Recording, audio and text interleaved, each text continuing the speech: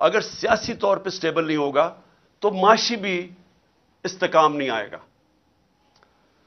اور جیسے جیسے ہماری معیشت نیچے جاتی رہی، میں بار بار طوطے کی طرح یہ کہتا رہا کہ یہ الیکشنز کرواؤ، لیکن مسئلہ یہ آ گیا کہ یہ جو پی ڈی ایم کی پارٹیز تھیں یہ بھی اور جو ان کے پیچھے ہینڈلرز تھے دونوں ڈر گئے الیکشنز کروانے سے.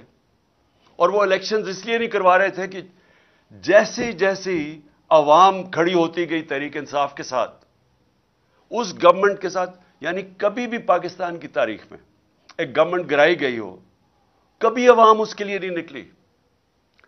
یعنی ہماری میں ساری تاریخ جانتا ہوں، میں تقریباً جس طرح پاکستان کے ساتھ بڑا ہوا ہوں، جب مارشل لا بھی لگتا تھا تو لوگ آ کے مٹھائیاں بانٹتے تھے. جو بھی گورنمنٹ 90 کی دہائی میں گرتی تھی لوگ مٹھائیاں بانٹتے تھے.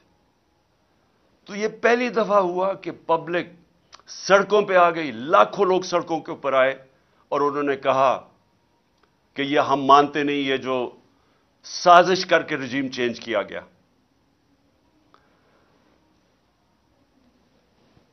بدقسمتی سے بجائے میری بات سننے کے لیے، کیونکہ میں تو وہ کہہ رہا تھا جو پاکستان کی بہتری تھی، بجائے میری بات سننے کے ہمارے کارکنوں کے اوپر جو سختی کی گئی.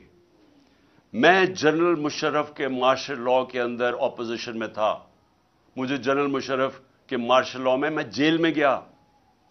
میں آج آپ سب کے سامنے کہتا ہوں کہ کبھی میں نے اس ملک کی تاریخ میں اس طرح کی سختی نہیں دیکھی جو انہوں نے ہمارے پہ کی.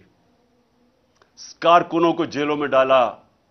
25 مئی کو میں بار بار کہتا ہوں جو ظلم کیا انہوں نے، لوگوں کے گھر 3 بجے لوگوں کے گھروں میں گھس کے، نہ چادر نہ چار دیواری، لوگوں کو اٹھا کے لے گئے. کبھی ایسے نہیں ہوا پاکستان میں. ہمارے خلاف 3 لانگ مارچز ہوئی، کتنی ایف آئی آر کاٹی اور کس کو کون سا پولیس ایکشن لیا، کتنی ٹیئر گیسنگ ہوئی. لیکن 25 مئی کو جو انہوں نے ہمارے سے کیا اور اس کے بعد مسلسل کرتے رہے، ایف آئی آرز کے اوپر ایف آئی آرز کاٹتے گئے میرے کارکنوں پہ، لوگوں کو جیلوں میں ڈالا، پھر وہ نکلے، پھر کچہریوں میں چکر لگائے، ہراساں کیا گیا. میرے اوپر اب تک 74 ایف آئی آر کٹ چکی ہیں. کتنی دفعہ میں کچہریوں میں پھرا ہوا ہوں اور بیلیں کرواتا پھرا ہوں.